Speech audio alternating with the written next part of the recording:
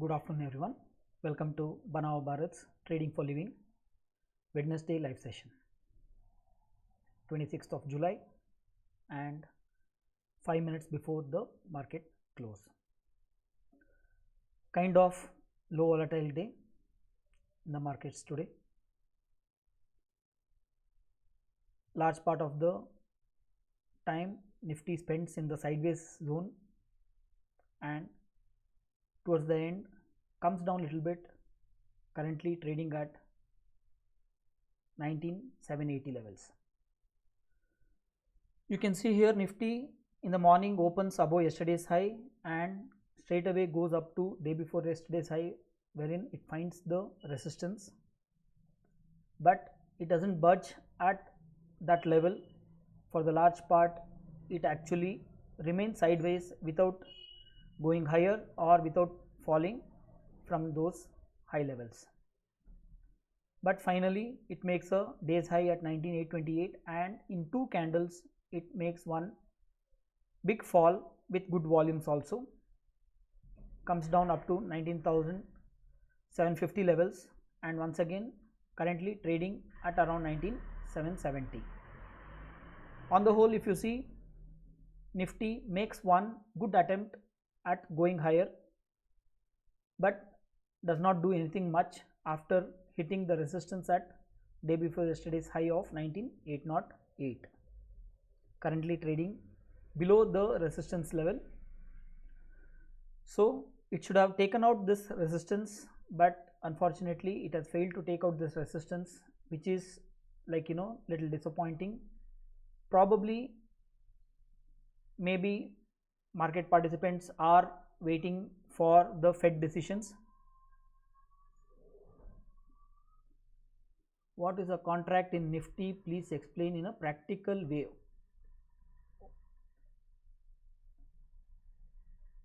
What do you mean, what is a contract in Nifty?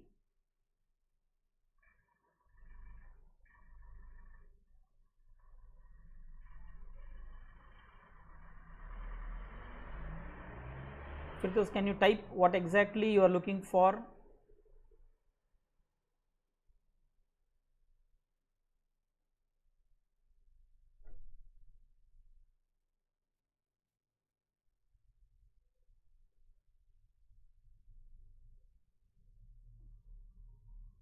You mean, is it Nifty contracts that you are talking of?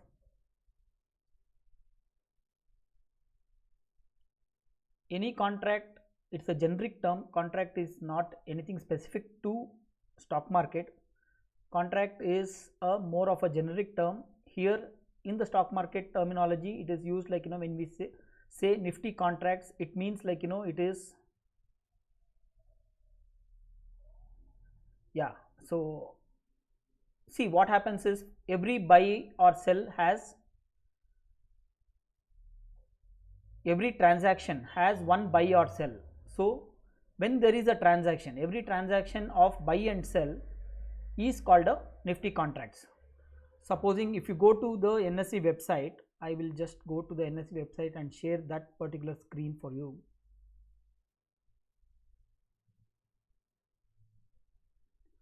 Volumes are different and contracts are different. Volumes means in terms of shares traded, but when it comes to the contracts, it is the lots that are taken into account. For example, when there is one transaction in Nifty, for example in a futures, the volume will be the transaction into 50, but the contract will be only one. A contract is something where buy and sell both are involved, but when it comes to the volume, it is not based on number of lots, it is based on the absolute quantity, which is 50. So NSE very clearly and very correctly differentiates between contracts and volumes. How its value is defined? See, volume is the lot size, the contract is one lot. So supposing there is a transaction at 19,800 Nifty, then the value of that contract will be 19,800 into 1.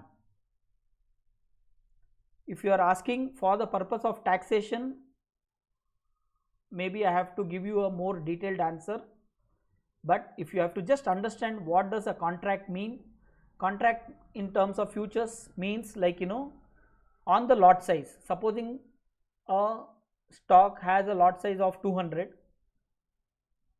when you see a stock traded with one buy and sell, there will be one contract, but when it comes to the volume, it will be 200. If we compare to 50 quantity, then what is the size of the contract?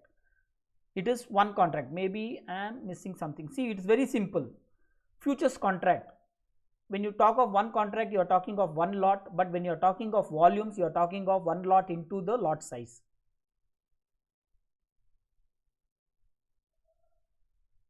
Okay, let me repeat. If you are talking of futures contract, then one contract is equal to one lot, but volumes will be one lot or one contract into the lot size. It could be 50, it could be 25, it could be 100, or whatever is the lot size of that particular instrument, whether it is index or whether it is stocks. So why this question, you tell me?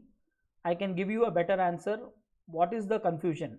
You have to see the number of contracts traded and not the volume traded. When you see in your terminal, when you press the order book shows the total volume, but it is the contract that you need to see in either calls or puts or even in the futures.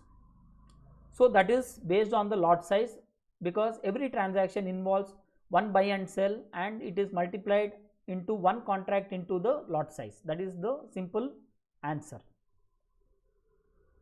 Supposing you go to NSE website, nseindia.com,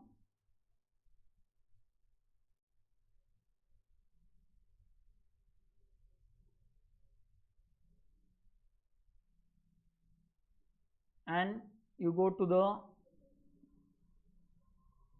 market data,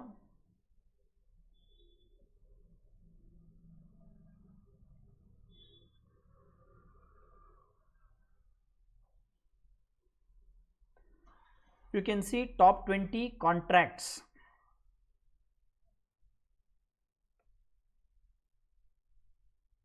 Okay,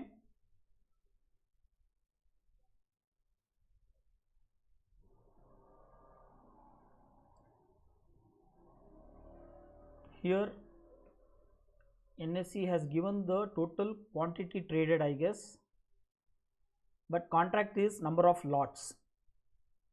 I think only in open interest data shows the number of lots traded, and that is the correct way of looking at it.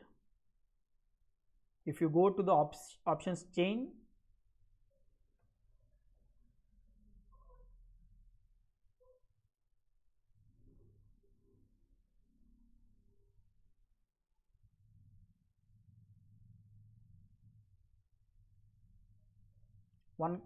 one contract is equal to one lot. That is the right way of understanding the contracts.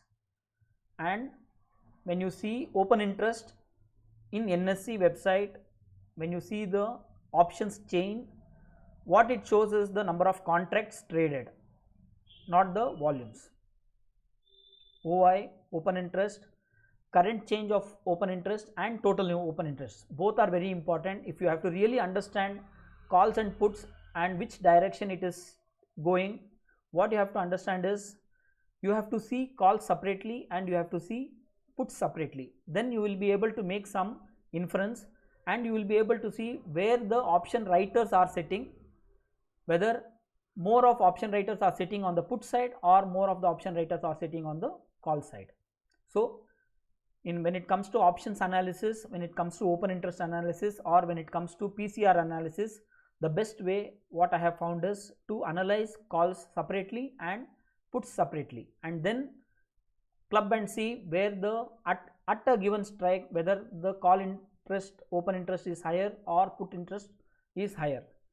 When you start analyzing on these lines, you will start seeing the pressure, where the pressure of call writers or put writers is, and if certain price levels break out of that, then there will be severe,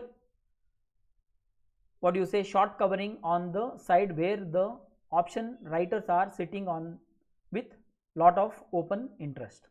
So if you buy some 1000 quantity in Nifty, it will be called as 20 contracts. Exactly, that is what it is. Yes, when you buy 1000 quantity, it is 20 contracts or 20 lots, and that is how, even that is what is the values showed in options chain in NSE website also. It doesn't show the total volume, it shows the total number of contracts that got traded. Correct, because the lowest minimum is 1 lot, minimum is 50 quantity.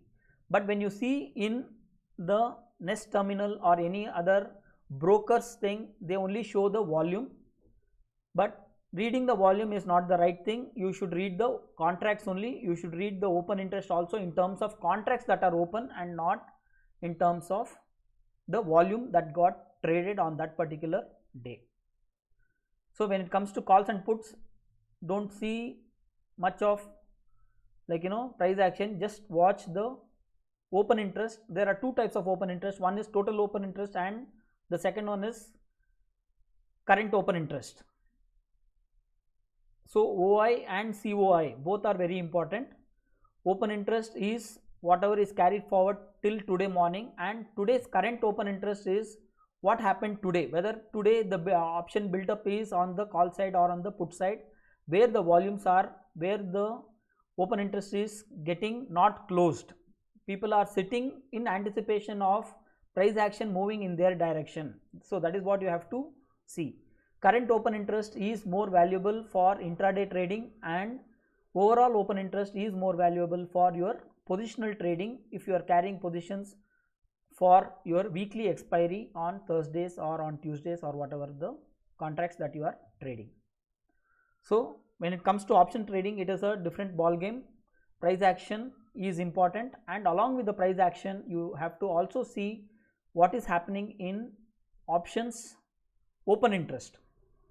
There are different ways of trading options. Many people trade the volatility, they trade the time decay, they trade theta or gamma or delta, they do non-directional or directional based on the option geeks. But more than option geeks, I would tell, for traders, if you want to trade in options, focus on PCR, focus on options chain. That itself will give you a lot of information, and that itself is enough for you to develop a view on what the market might do next. So it's important to, if you are options trader, it is important that you start watching the OI related details and PCR related details, and very important for you to keep regular track of options chain in the contract that you are trading. If you are trading Nifty, then have a thorough watch of options change in Nifty, and if you are watching or trading Bank Nifty, then Bank Nifty options chain is very important. Bank Nifty PCR details are very important, and Bank Nifty where the option writers are sitting matters a lot. So option trading is slightly different compared to your price action trading in futures. Whatever daily live analysis that I give, I talk based on the price action that is happening on the futures chart. So if you want to learn about options, then it is slightly different. I sent an image on your Twitter handle. If you don't mind, please explain that in the practical way. I will try to see if I can take it offline.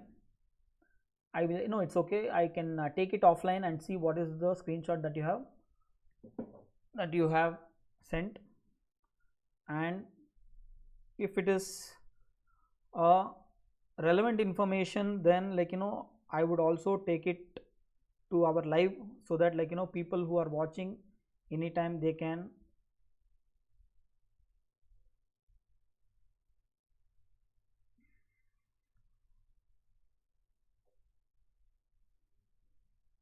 this is the merger of price with open interest, I guess. The screenshot that you have sent is Nifty 1 hour chart with calls and puts. Correct. Don't complex your screens. Don't have too many information on one single chart. Read the chart price action separately and read the options chain separately until you become thorough, because putting lot of information on the one single screen will confuse you. Be very clear with your data points on high volume in 19,000 put and 19,600 call. Yeah, that is where out of the money people are sitting with high open interest probably. So how do we decipher this? See, if you are an option writer, then you have to sit along with the maximum wherever people are sitting. You don't have to be ahead of the contracts. Wherever you see, if you are options writer and if you want to make money by only by option selling, you have to sit in out of the money contracts and see where most of the other option writers are sitting and go and sit in that option contract. So most of the option writers are sitting in 19,000 put, then that is the place for you to also sit in the put side. And if you see most of the option writers are sitting in 19,600 contract, then you can sit there. But if you are too far off from the current existing future or spot price, then the premiums that you can collect is very minimum. But most of the option writers are anyway playing for very small premiums. So if you are an option writer and if you want to play out of the money, then see in the out of the money where the maximum open interest is. But my general experience is maximum open interest is always closer to the price action, that is near to the spot. Let me just see the Nifty spot. I am surprised maximum open interest is in 19,600 call.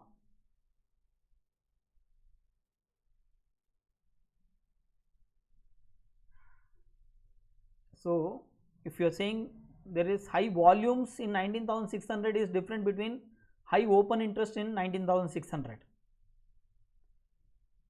See, there could be high volumes in 19,600 call on any given day, which means in the money or deep in the money. We cannot, the moment it becomes in the money or deep in the money, it tracks the futures price very closely. So you cannot decipher anything much. It is better to watch the price action on futures and then take a view and take a decision on that. But if you are an option writer, then it is better to stay out of the money and in the out of the money see where the maximum open interest is and go and trade in that particular contract. If you are an option buyer, then if you are options buyer, then it is more a tricky business. Then you need to be little bit more proficient in that. It is little difficult for us to explain. By explanation, what I understood and safe is to stay where population is much and more. Exactly. See, the whole stock market is catering to many people. It is catering to investors, it is catering to traders. But if you see the overall action in the stock market, it is 80% or 90% trading activity and 10% it is investment activity. So don't be in investment, be in trading. Even in trading, if you see, maximum volumes are in derivatives market and very less volumes in cash market. So eliminate cash market and come to the derivatives market. Even when you come into the derivatives market, maximum action is only in indices and not in stocks. So eliminate your stocks and be only in indices. That way it becomes easy for you to get a good entry and also good exit also. Even in futures, even though there are about 150 plus futures stocks getting traded, you can see highest volume is only in top 20 stock contracts and also only in Nifty and Bank Nifty.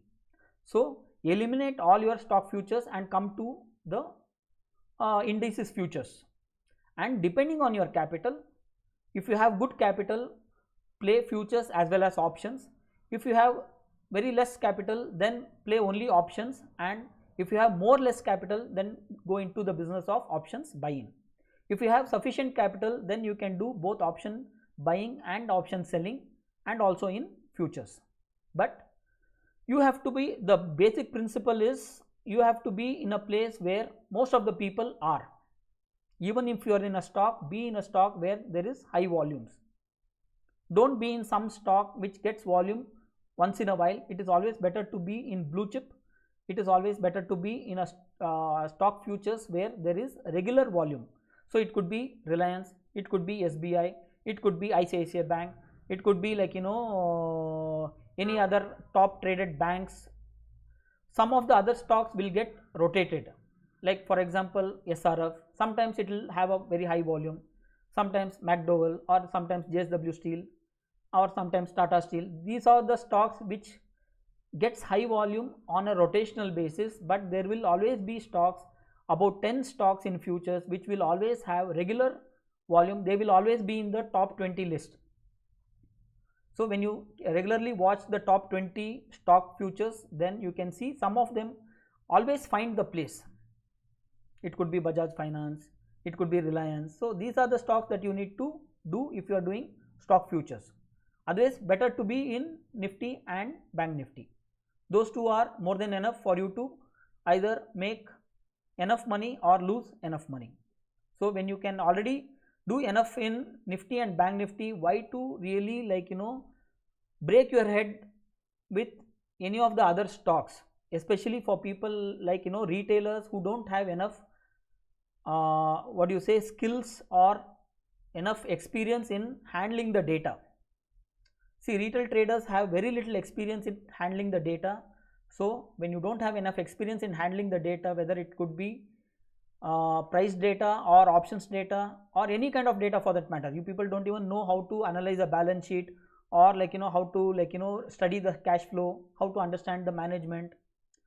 So being a retailer with very limited capital, limited experience, limited time, limited knowledge, limited information, it is better to be in a place where everybody is trading, because that is a big ocean. Nifty itself is a big ocean, Bank Nifty itself is a big ocean. It is enough for you for whatever kind of capital you are bringing in, maybe 2 lakhs, 5 lakhs, 10 lakhs. Nifty and Bank Nifty is more than enough. You don't have to do anything other than Nifty and Bank Nifty. Try to make money out of that, and then whatever profits you are making, put it into some good stocks based on somebody's advice, or even otherwise you don't have to take anybody's advice. Just identify the blue chip stocks, Nifty 50 and Sensex 30. Whatever is common in both Sensex and Nifty, which is that 30, you just take those and invest in them whenever you make some money in your trading journey. So that is all we have to do. As retailers, we have very limited options, and it is better we stick to that limited options.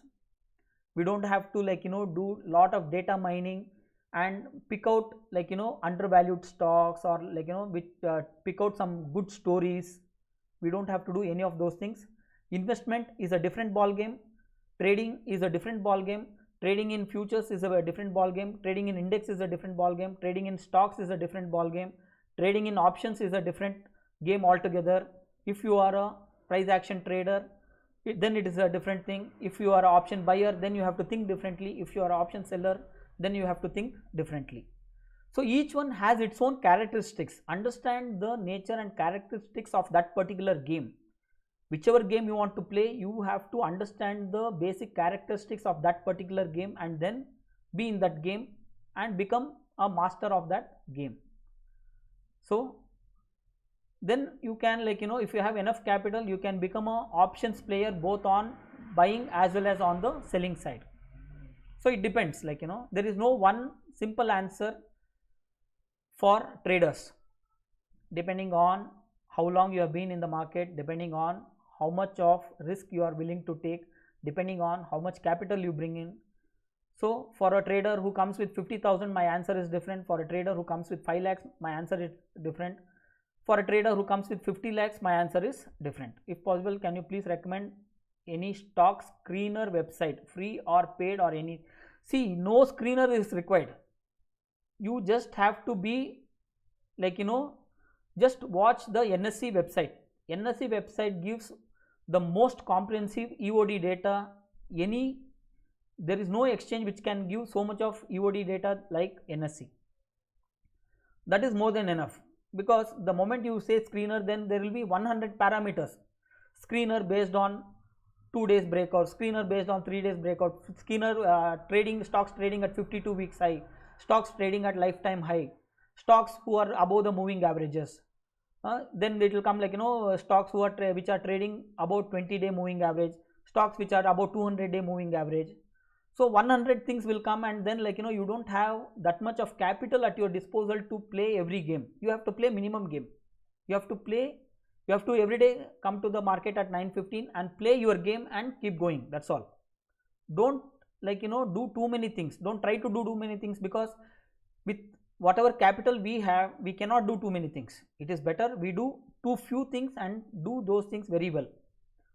If you want to do any investments, then like, be in the blue chip to begin with. You don't have to understand what is the company's balance sheet, what is the company's profit and loss. You just have to see whether they are blue chip or not.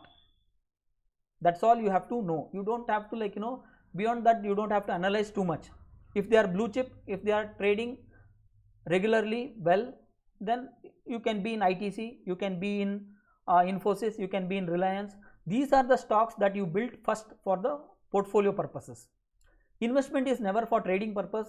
Investment is never for price realization. Investment is always for passing on the stocks to your next generation. That is the investment I call. Don't do any investment for price realization. See if that company will be there next 50 years. See if that company's dividend will go to your children. Trading, you can be in Nifty and Bank Nifty. With that capital itself, you can multiply your capital, or you can lose all your capital in Nifty and Bank Nifty. That is more than enough. We don't have to be over smart in our business. The problem with people is, one, they don't know much, and two, they want to know much. Both are not required. You learn one thing specifically and just keep doing that.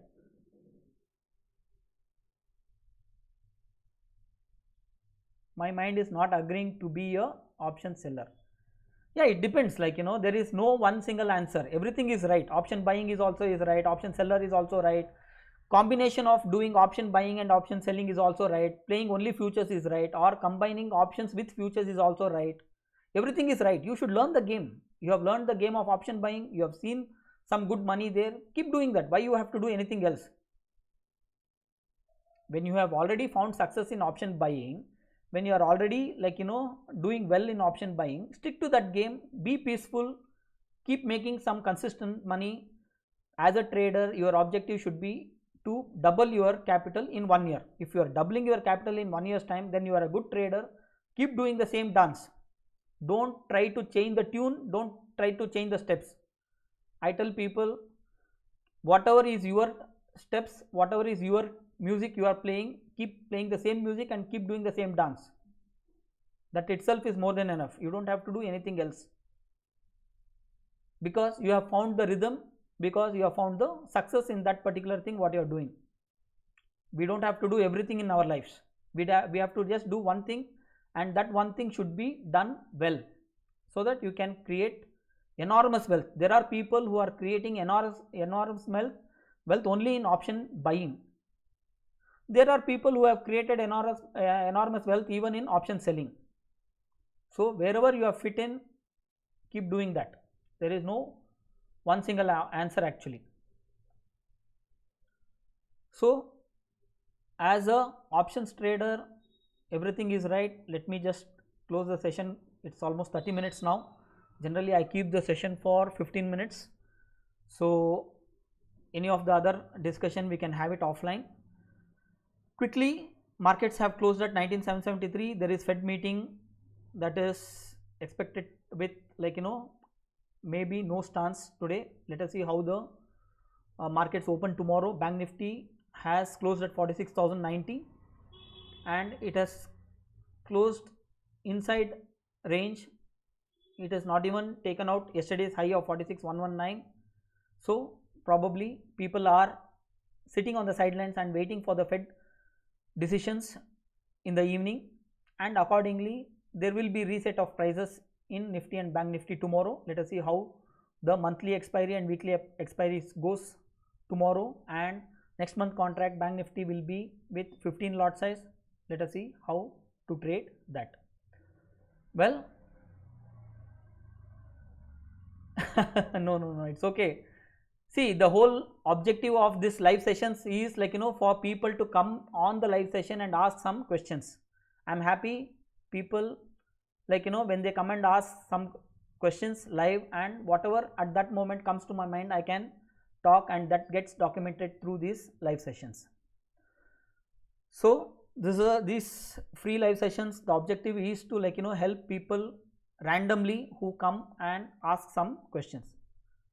That way, if I can spend 15 minutes or half an hour in a day helping people to get some right perspective, then my objective is served. So thank you for helping me serve my objectives. So whatever questions are there, you can come on the live sessions and you can ask, whether it could be with respect to stocks or futures or Nifty or Bank Nifty or whatever, because these are free live sessions and I don't have any vested interest in this, and I can, like, I may not be able to at least give you exact price targets in terms of, like, what next the stocks will do, because nobody knows what the stocks will do. We can only talk in terms of probability. We can talk in terms of 70% probability, whether this stock will go higher or whether this stock will go lower. Anyway, we don't have any vested interest in any of the stocks, so we can talk about that in a public forum with a general disclaimer that yes, all of this analysis is only for educational purposes, and any decisions you take and any profit or loss, you cannot trace it back to us. So having said that, let us conclude this today's session. Have a profitable trading journey. Let us once again meet tomorrow. Until then, Om Swasti.